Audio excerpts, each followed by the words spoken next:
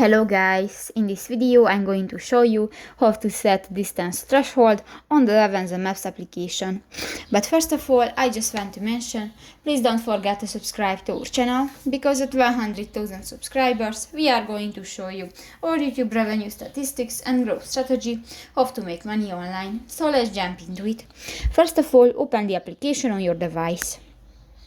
Click to the three dots at the upper right corner of the screen and go to the Settings button.